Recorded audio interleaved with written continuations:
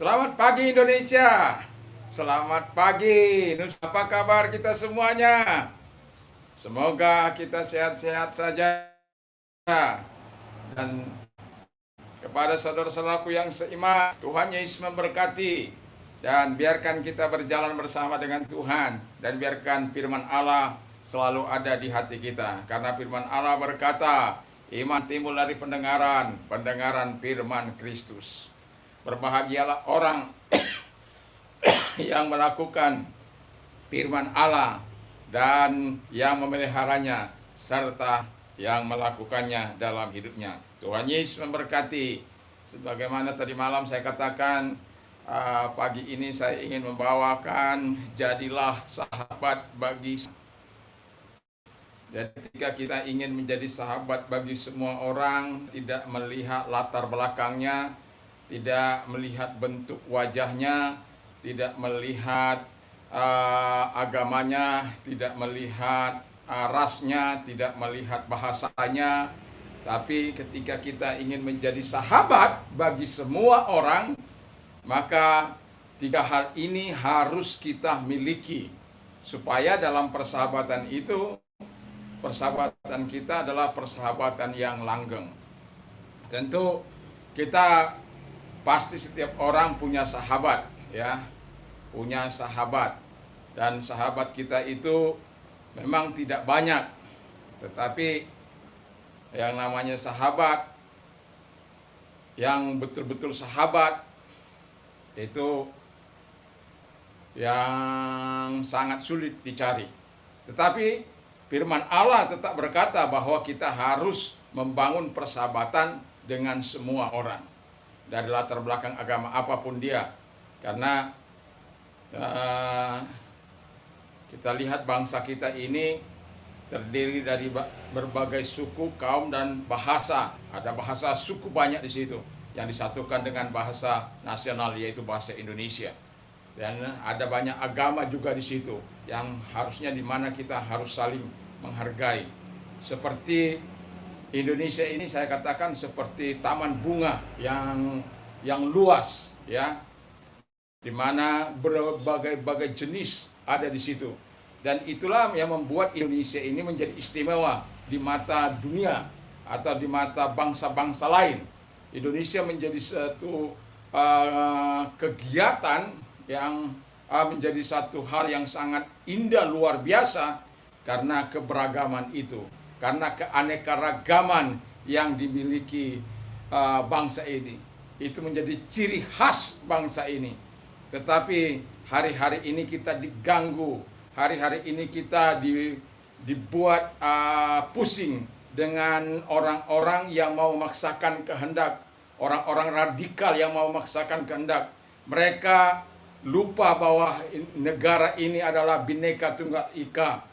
Walaupun kita berbeda, tetapi tetap satu, Indonesia Jaya. Jadi dalam membangun menjadi sahabat bagi semua orang, tiga hal ini harus kita miliki. Mari kita berdoa dulu supaya kita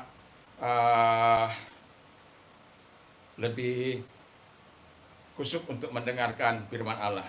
Bapa, jadikan kami sahabat bagi semua orang tanpa melihat perbedaan, supaya kami bisa satu dengan yang lain itu bersahabat tanpa menanyakan agama kami apa, tetapi kami dibentuk dari rasa kasih sayang yang begitu dalam satu dengan yang lain. Terima kasih, dan biarkan Engkau bersama dengan kami. Kalau sahabat-sahabat kami di luar sana yang beragama lain mendengarkannya, biarkan juga mereka bisa menikmati apa maksud dari tujuan kami, bahwa tidak lain tidak bukan sehingga persahabatan kami adalah persahabatan yang dilandasi dengan hal-hal yang baik dan benar. Terima kasih Bapa di surga, Roh Kudus ambil pucuk pimpinan dari awal pertengahan sampai akhirnya. Dalam nama Yesus, haleluya. Amin. Oke, saya bacakan dulu dua ayat dalam firman Allah dari 1 Yohanes 4 ayat yang ke-7 dan ke-8. Saudara-saudaraku yang kekasih, marilah kita saling mengasihi, sebab kasih itu berasal dari Allah. Dan setiap orang yang mengasihi lahir dari Allah dan mengenal Allah. Barang siapa tidak mengasihi, ia tidak mengenal Allah, sebab Allah adalah kasih. Tadi malam saya katakan kalau orang mau bersahabat dengan baik dan benar terhadap sesamanya, dia harus terlebih dahulu mengasihi Allah. Karena kalau dia gagal mengasihi Allah ya sebagai penciptanya, maka dia akan gagal dalam mengejawantakan kasih Allah itu kepada manusia. Itu sebabnya Allah telah berfirman dalam Matius 22 ayat 37 dan di ayat 39 itu dikatakan, you shall love the Lord your God with all your heart, with all your soul, with all your mind. Lalu kemudian, you shall love your neighbors as yourself. Jadi kasihilah Tuhan Allahmu dengan segenap hatimu, dengan segenap kekuatanmu, dengan segenap jiwamu. Kasihilah sesamamu seperti dirimu sendiri. Jadi yang namanya sesama itu, ya semua manusia. Jadi kita harus mengasihi seperti diri kita sendiri. Nah, bagaimana kita bisa mengasihi orang lain kalau diri kita sendiri tidak kita kasih? Bagaimana kita mengasihi diri kita sendiri kalau Allah tidak kita kasihi? Karena Allah lah yang membukakan hati bagi kita untuk bisa melihat pengertian ini.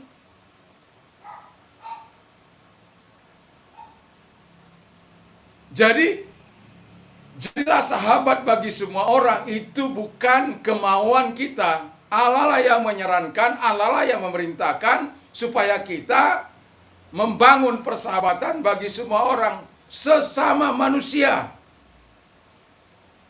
Jadi kalau dikatakan sesama manusia, tidak melihat latar belakang kehidupan mereka, tidak melihat suku, agama, dan ras mereka. Ini kan ada banyak orang membeda-bedakan ras yang sangat dibenci di Indonesia, ras China. Tidak ada apa-apa. Mereka adalah orang-orang yang pekerja keras, tetapi banyak kali mendapat bulian.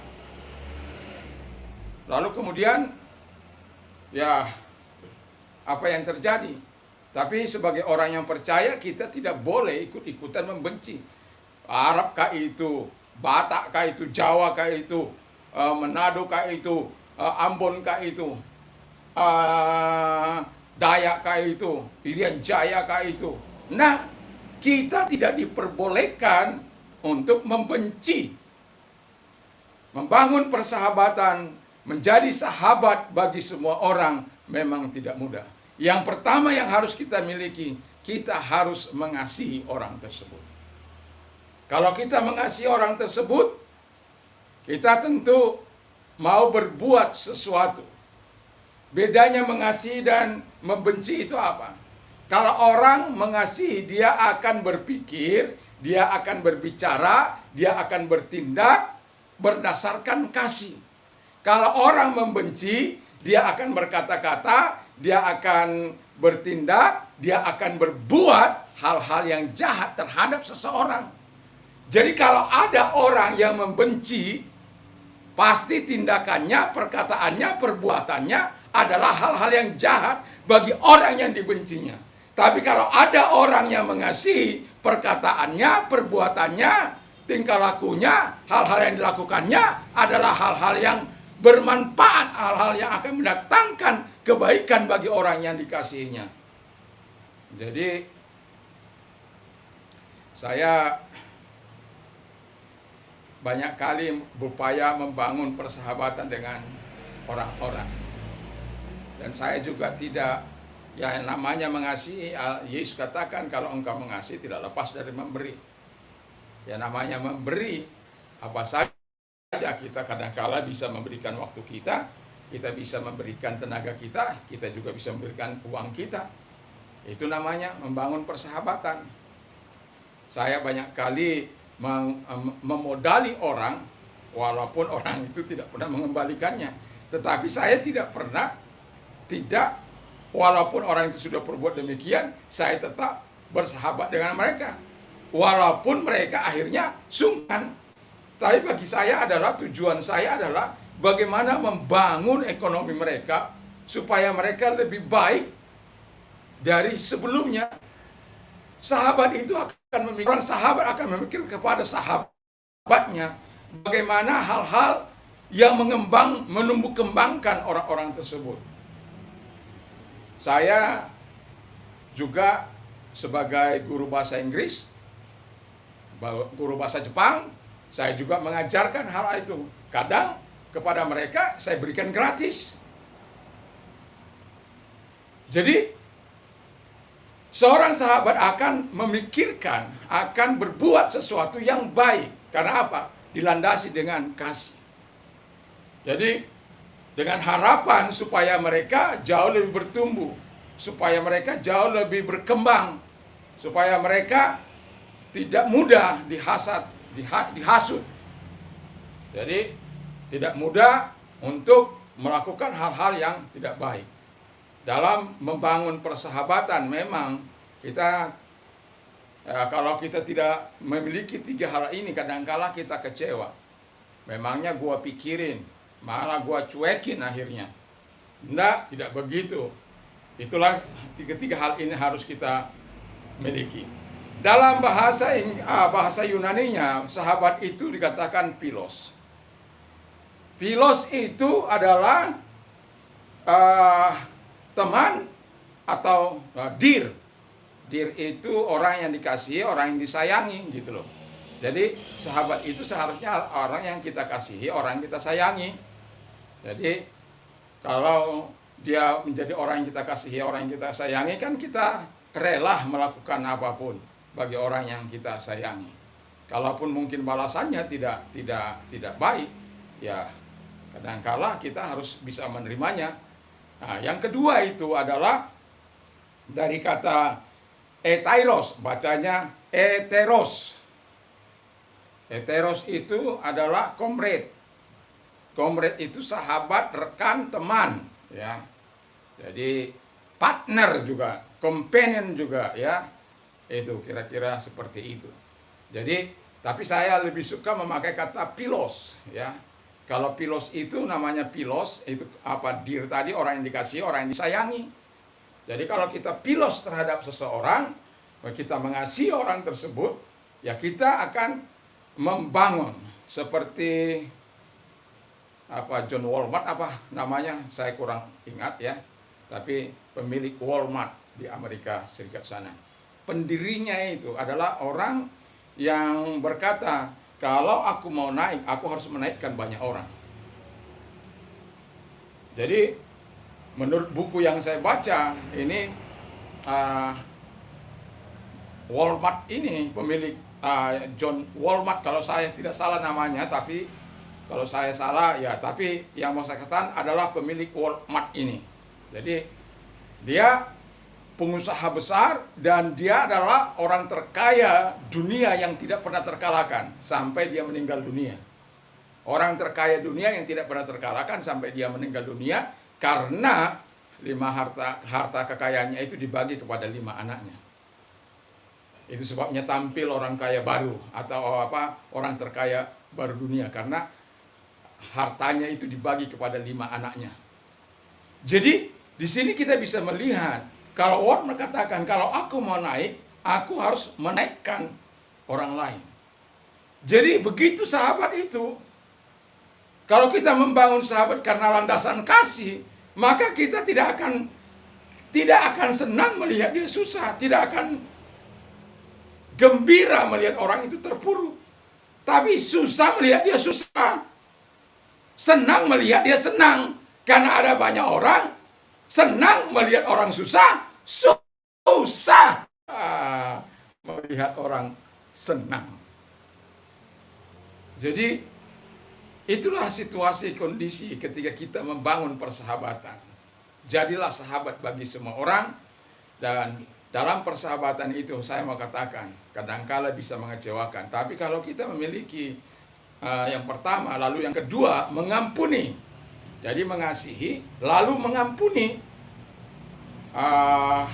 Seorang murid berkata begini, Tuhan,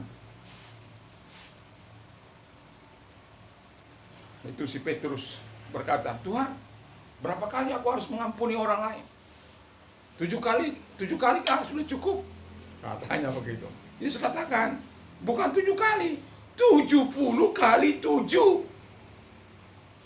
Artinya bahwa pengampunan kepada orang-orang yang kita kasihi tidak terlepas. Mungkin kita akan marah karena perbuatan-perbuatan yang tidak baik, yang tidak baik itu, atau yang jahat itu. Tentu kita akan menegurnya. Seorang sahabat yang baik adalah berani menegur sahabatnya. Saya ya punya sahabat, memang sudah tua, tapi sekarang sudah almarhum. Tetapi saya mau katakan, ketika dia meninggal dunia, saya mendengar jam 21 ya. Jam kadang-kadang manusia itu memang bersifat lupa. Laki-laki itu memang bersifat lupa ya. Nah, kadang-kala lebih tajam, memang lebih tajam wanita itu. Laki-laki itu suka melupakan. Nah, kira-kira jam 12 atau setengah 1 lah itu. Jadi waktu itu saya bilang, Tuhan, aku ingin membuat lagu untuk sahabatku ya, sehingga saya bisa bernyanyi pada saat itu, walaupun waktu saya menyanyikan itu tidak begitu sempurna, tetapi saya akhirnya lahir jam 4 pagi, lahir lagu itu, lagu buat sahabat. Itu ada di YouTube saya, lagu buat sahabat. Jadi lagu itu adalah lagu saya betul-betul untuk sahabat saya. Dan kalau saya misalnya susah, namanya sahabat ya tinggal ngomong aja sama dia. Atau orang lain susah, tapi saya tahu dia apa, saya sebagai perantara yang ngomong aja sama dia. Ya. Jadi artinya kalau beliau pada waktu itu kadang-kala suka menjemput saya, dan kalau dia tidak bisa membawa mobilnya, saya disuruh mau mobilnya. Jadi ya kami sudah lama bersahabat, dan itulah ya, saya memang punya banyak sahabat, tapi sahabat baik saya yang bisa saya mencurahkan isi hati saya, apa kesusahan saya, ya kadang-kadang juga beliau berkata demikian begitu kepada saya ya, secara khusus. Jadi tetapi yang namanya sahabat itu tidak akan membocorkan apapun tentang apa yang diperkatakan oleh sahabatnya. Cukup mereka berdua yang tahu. Cukup antara sahabatnya yang mengetahui. Nah, tadi saya katakan mengasihi lalu mengampuni. Coba ya, di tengah-tengah bangsa kita ini yang terdiri dari berbagai suku, kaum, dan bangsa ini seharusnya Indonesia ini harus seperti kolak ya. Tahu kolak ya? Itu kalau di Sumatera beda bahannya, kalau di Jawa beda bahannya. Kalau di Jawa itu terdiri dari pisang, bisa nangka, bisa kolang-kaling, bisa ubi, bisa santan, dan lain sebagainya. Sesukanya, bisa campur mutiara, yang mana mereka suka. Terdiri dari bahan apapun kolak itu, ketika mereka disatukan di sebuah panci lalu dipanaskan di dalam kompor, maka mereka tidak akan berubah. Rasa pisang, rasa ubi, rasa mutiara, rasa kolang-kaling, rasa nangka, mereka tidak berubah. Hanya memberikan cita rasa baru di dalam rasa pisang tersebut. Cita rasa baru inilah yang diharapkan. Mereka tidak saling menghancurkan di situ. Ya ubi, ya tetap rasanya ubi, pisang tetap rasanya pisang, kolak tapi apakah Anda mengatakan kolak itu pisang? Kan tidak. Itu kan kumpulan dari berbagai-bagai, yaitu pisang, ubi, terus kolang-kaling, terus nangka, mutiara, atau apalagi yang ditambahkan gitu. Ya terserah saja. Nah, disatukan dalam satu panci, direbus sehingga menghasilkan yang namanya kolak. Anda tidak akan seperti saya makan pisang lalu apakah itu disebut kolak? makan ubi di sana, apakah Anda disebut itu kolak? Makan kolang kaling di sana, apakah itu disebut kolak? Kan enggak. Atau lalu Anda duduk di kompor, lalu Anda makan pisang sendiri, Anda makan apa sendiri? Kan tidak. Kolak itu namanya campuran dari bumbu-bumbu ini. Demikian juga Indonesia.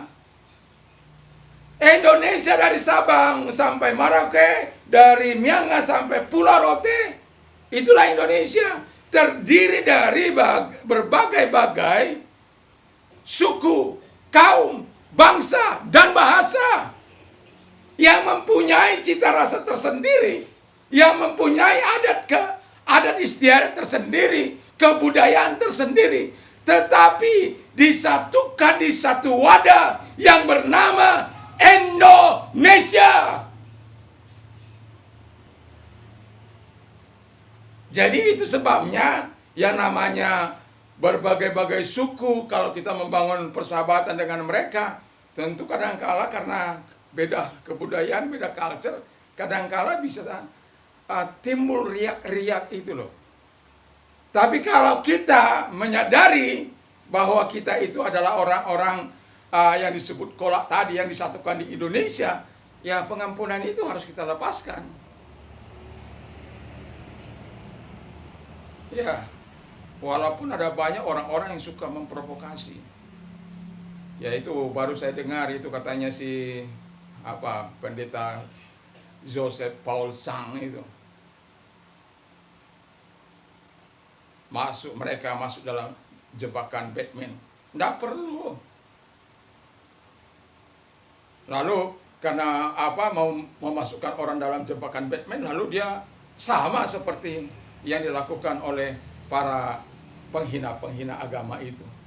Nggak perlulah membalas kejahatan dengan kejahatan, kalahkan kejahatan dengan kebaikan. Roh pengampunan harus ada. Ampuni mereka. Ya Yesus katakan aja, udah disalib saja masih diolok-olok. Apa kata Yesus? Bapa, ampunilah mereka karena mereka tidak tahu apa yang mereka perbuat. Jadi ketika kita mau menjadi sahabat bagi orang lain, menjadi sahabat bagi banyak orang, ya kita harus memiliki kasih. Yang kedua, memiliki pengampunan. Kalau Anda tidak memiliki roh pengampunan itu, sulit. Saya sudah bergaul dengan orang Madura, saya sudah bergaul dengan orang Bugis, saya sudah bergaul dengan orang Sasak, saya sudah bergaul dengan orang Dayak, saya sudah bergaul dengan orang Irian Jaya, saya sudah bergaul dengan orang Jawa, dan banyak suku kaum dan bangsa di negeri ini.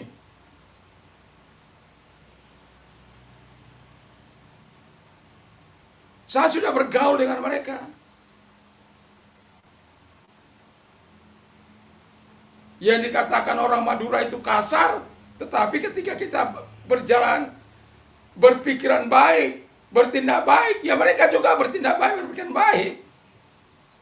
Coba itu di Surabaya itu, carok-caroknya itu. Tapi saya hampir tidak pernah itu bersoal dengan orang Madura.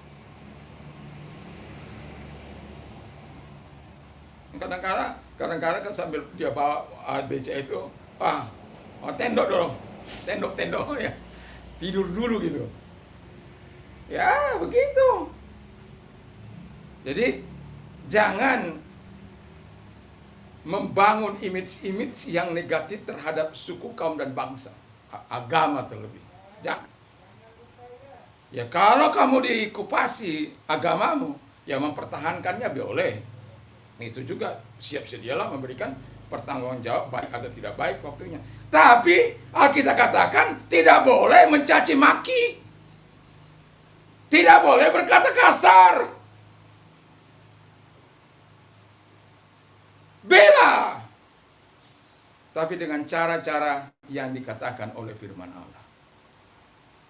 Jadi kalau kita mau membangun persahabatan, jadi sahabat bagi semua orang, mengasihi, mengampuni, itu harus ada. Kolak itu menjadi satu hal yang sangat nikmat ketika disatukan. Indonesia ketika bersatu menjadi nikmat, yang yang disatukan dalam wadah NKRI ini menjadi luar biasa. Jadi kalau ada orang yang mencoba-coba merobek demi memaksakan kehendak, bertindak semena-mena, itu pasti ada banyak anak bangsa yang akan melawan. Bukan hanya anak bangsa yang akan melawan, pemerintah juga akan melawan. Karena sudah harga mati NKRI itu. Tidak bisa lagi diubah dengan dasar agama apapun. Indonesia harus dijaga dengan ciri khasnya yang seperti kolak itu. Dunia mengakui Indonesia, dunia mengagumi Indonesia, dunia sangat menghormati Indonesia karena keanekaragaman suku bangsa, kaum dan bahasa yang dipunyainya. Wah, bangga dong menjadi anak Indonesia. Bangga dong menjadi anak bangsa Indonesia. Bangga dong. Walaupun kita terdiri dari berbagai suku, kaum dan bangsa itu. Bangga. Kita bisa bercerita tentang orang Dayak, kita bisa bercerita tentang orang Bugis, kita bisa bercerita tentang orang Madura, kita bisa bercerita tentang orang Sasak, kita bisa bercerita tentang orang Bali, tentang kebudayaannya begitu kaya dan luar biasa. Kalau semua kebudayaan mau dihancurkan karena kehadiran sebuah agama, ya nggak benar itu. Pasti orang-orang yang memiliki kebudayaan asli itu juga akan melawan. Dia akan jaga itu milik leluhurnya itu. Jadi kalau kita mau membangun sahabat, ya mari kita, walaupun kita berbeda-beda, tapi jangan memaksakan kehendak gitu loh. Membangun persahabatan, kalau sahabat kita salah, ya jangan terus mencaci maki, jangan terus itu, enggak. Ya ada pengampunan dong. Siapa sih manusia nggak pernah salah, bertindak, berbuat, berkata-kata? Siapa? Nggak ada manusia yang sempurna. Tapi saya mau katakan, ketika sahabat kita itu salah, juga jangan justru di blow up, tapi justru diingatkan dan ampuni dia. Jangan bilang begini, tidak ada ampun. Cukup sekali ini. Enggak. Ketika dia sudah minta maaf saja, Anda harus siapkan pengampunan lain bagi dia. Bagi saya. Begitu. Supaya apa? Tetap terjadi keakraban gitu loh. Tetap terjadi keakraban.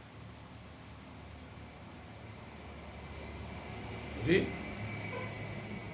ketika saya punya sahabat di Magetan, ya kadangkala ada saja yang sinu-sinu pikiran. Tapi saya bilang nggak boleh begitulah.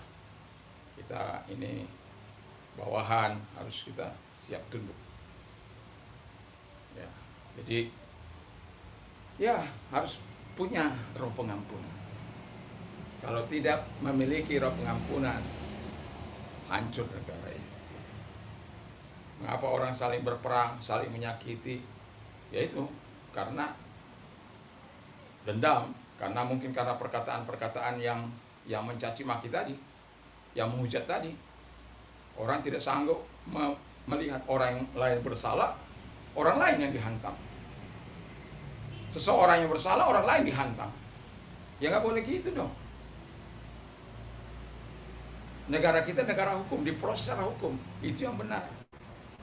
Ya, ataupun kalau sahabat kita itu melakukan yang terburuk sekalipun, ya kita tetap mengampuni, mungkin kita tetap mengampuni. Tapi kalau sudah melewati batas, ya perlu juga kadang-kala diproses.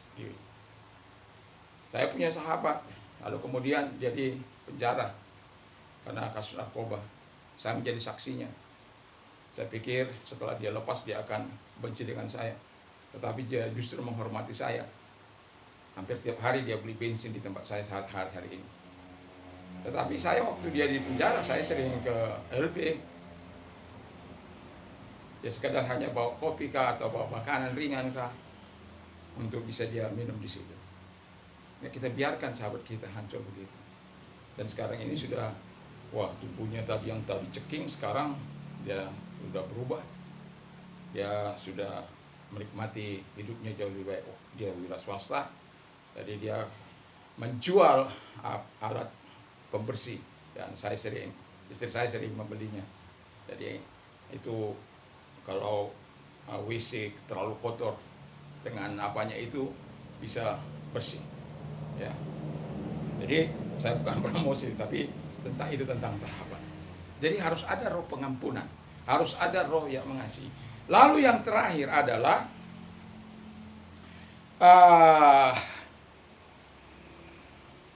rela berkorban. Nah, korban itu bahasa apanya? Tisia, dari kata tusia, theta, upsilon, ya, sama. Lalu bukan. Terus epsilon dan alpha.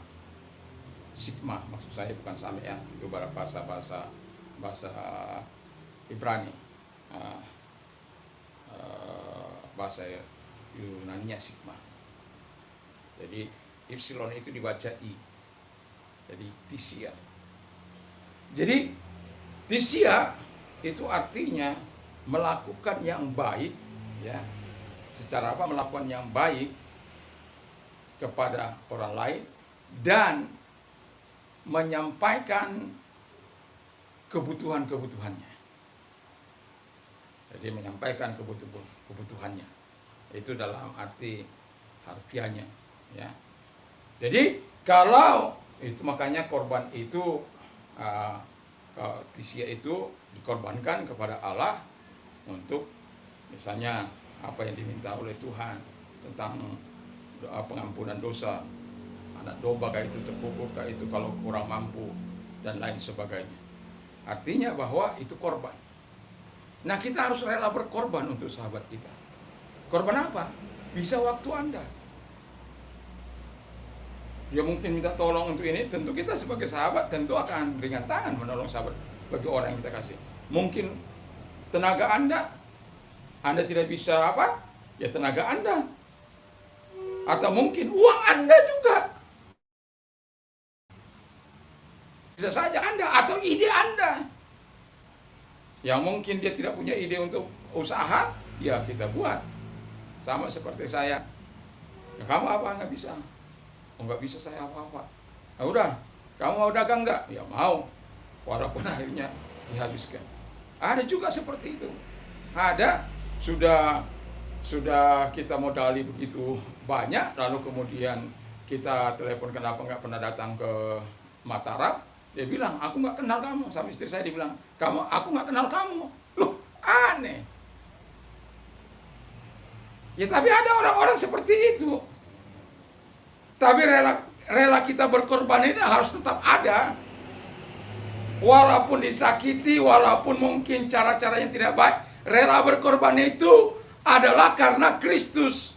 Itu sebabnya saya katakan, ketika kita membangun mau menjadi sahabat bagi semua orang, kita harus terlebih dahulu mengenal Dia, mengasihi Dia, supaya sifat-sifat Allah itu ada dalam kehidupan kita, supaya kita tidak kecewa. Yesus kan sudah pernah berkata begini, jangan kamu kecewa, karena kamu kecewa jadi menolak aku, gitu kan? Jangan. Itu sebabnya kita telah dipersiapkan. Saya sudah mengatakan sahabat sejati kita itu, apa yang dilakukan sahabat sejati itu, bagian keduanya apa yang dilakukan oleh sahabat meresponi sahabat sejatinya. Ada 3 hal juga itu, dan ada 3 hal juga yang kita perlu lakukan bagi kita dalam membangun persahabatan dengan orang-orang lain. Tapi jangan seperti kopi, ya. Ya kopi itu tetap kopi, udah dicampur gula juga kopi. Misalnya, ayo kopi ya, Anda ambil Torabika, Anda ambil gula, Anda ambil air panas, itu tetap kopi. Itu egois namanya. Nggak mau meleburkan apakah namanya gitu.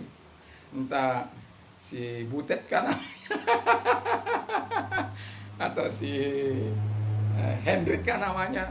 Tapi jangan kopi lagi gitu loh. Seperti pisang, ubi, kolak, kolang-kaling, santan itu disatukan menjadi satu. Itu bukan lagi pisang namanya, bukan lagi ubi namanya, tapi kolak.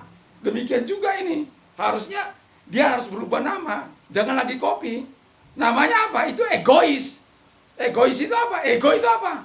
Expel God out. mengusir Allah keluar. Kalau sudah mengusir Allah keluar, ya terjadilah pertikaian. Karena apa? Hanya mementingkan diri sendiri. Persahabatan tidak boleh hanya untuk kepentingan diri sendiri.